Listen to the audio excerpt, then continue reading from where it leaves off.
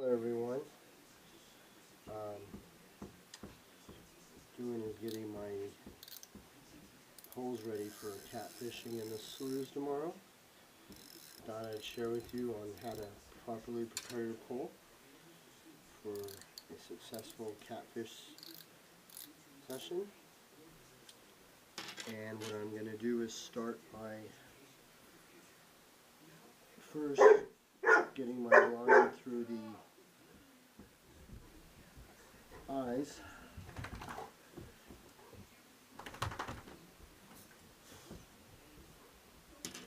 And after we do that, I'm going to show you the proper way to rig your pole. I'm going to use two methods. First method I'm going to use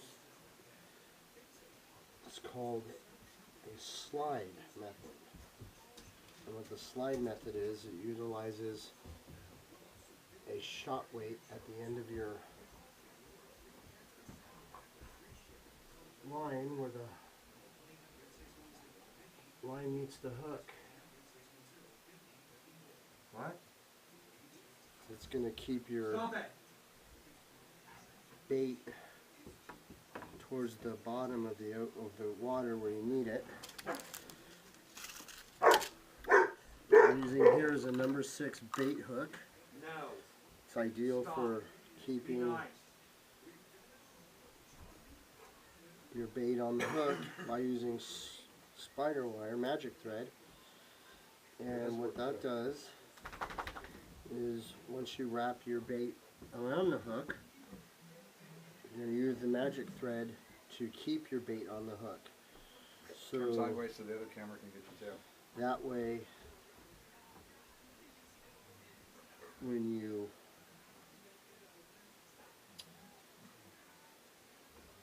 get the strike,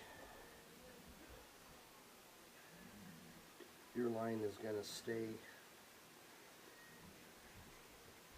pretty much stationary.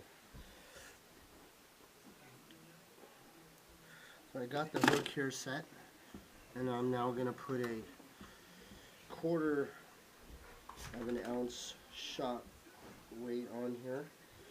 And what that does is it keeps the bait stable. Or if you want a little leeway, you can put it up around that far up. And what that does is it allows your bait to float a little bit around. But mostly, if you're going to be on the bottom, you're going to want to keep it towards the tip of your hook. So I'm going to go ahead and give it about 1.5 inches of free space. And what I'm going to do now is secure the weight on there.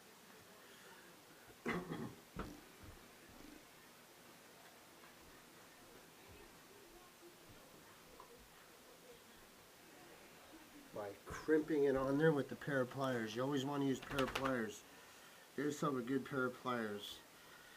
By that, so you know that the weight is not going to move around on you when you're fishing, because the current will whip your bait around. So then what you're going to do now is you're going to give yourself some more slack, because you want to keep your line ready to go when you hit the river or the sloughs. You want to make sure that everything is ready to go, so that way there's less prep time and you can get on the water as quick as possible. See, by that I'm setting my drag already.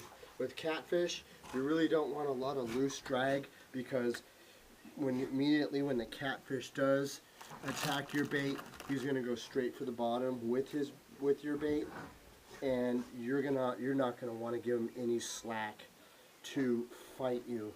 So what I got is about 2.5 feet of distance from the hook to where my bobber is.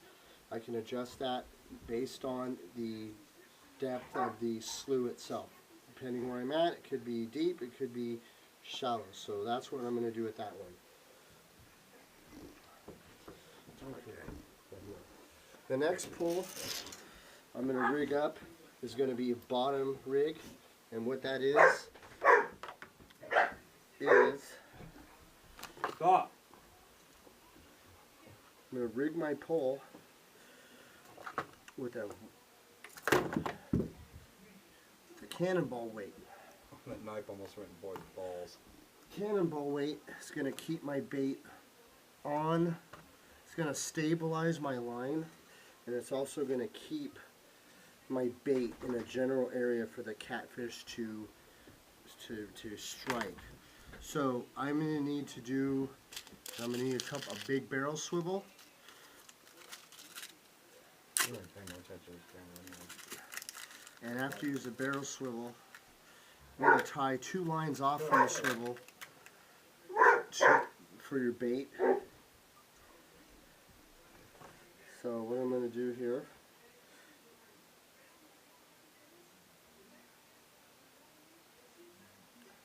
so you're going to put your cannonball weight on there. You're going to tie on the barrel swivel here. You're going to tie off on that. So I'm tying off on that now.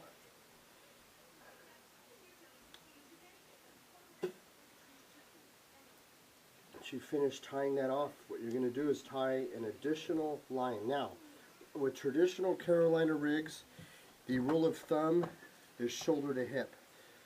And the reason for that is that you're anticipating how high you want to float your bait on or near the top of the weed line underwater.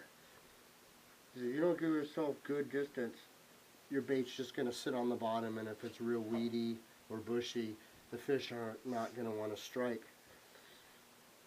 The bait, if they have to basically go hiking through the woods to get your fish, so you want to get your bait, so you want to keep your bait floating relatively near or above the top of the bush line. So basically what I'm doing here is, since catfish are bottom predators, so here I got this ready to go. Bottom predators is I'm going to give myself, I'd say, about 2 feet of slack. So I'm going to go ahead and put that on. Normally I use Stren. I prefer Stren. It's a good durable line. It's got great clarity in the water, and it's a great blend for the surroundings. But in this case, since I'm going to probably have a lot of break-offs due to the water being cloudy, muddy, stained, what you call it, and catfish will have no problem taking your line with them under a log, under a rock, and even in a hole, and you're going to have breakage.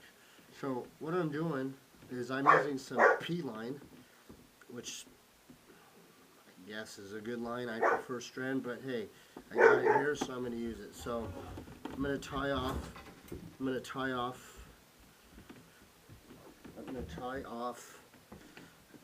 about 2 feet of slack on this.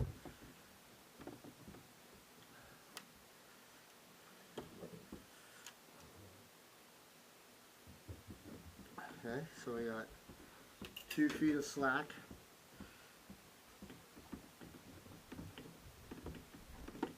Okay, so I got me a blend knot going. Blood knot's a good blend knot. It allows equal tension on both sides of your line. Okay, from then on, I'm going to go at about 2 feet, so about here. Okay, I'm going to cut that off. You don't want to give yourself a lot of extra slack with a catfish. You just want to keep them close to the weight as possible. That way, when you do hook up, you're going to have more control over your lines. So what I'm going to do is hook on with the bait hook, what's it called, a bait hook. And basically I'm not going to tie any extra, I'm not going to put any extra weights on there, so I'm going to work this up a little more.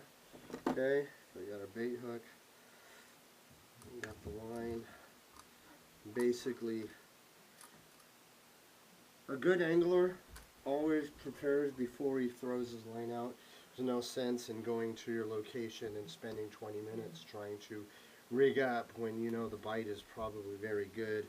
You're going to miss out, especially if you go to your spot and there's somebody that's walking up on you and they're already set up. You might as well just pack up and leave because they're going to set up right near you and just throw out and start catching fish. Well, what I had here was a bit of breakage,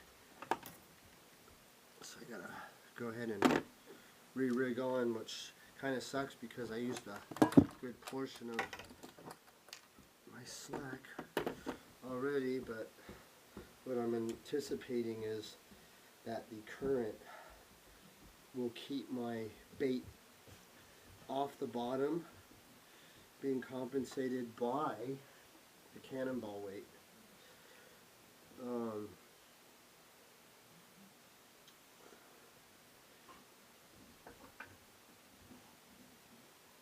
So what I'm doing is gonna retie that. That's why I don't like P-line. I tend to get more abrasive breakages when you're trying to fish. So by this matter,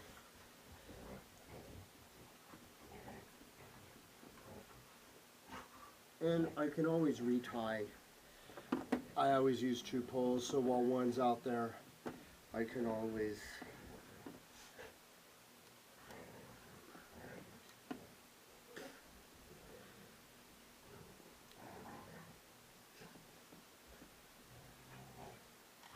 Alright, so got my other line ready. I'm going to go ahead and bring it to my pole. And I'm good to go on this one. So the next set of films you're going to see tomorrow will be me actually on the water. So we'll see you.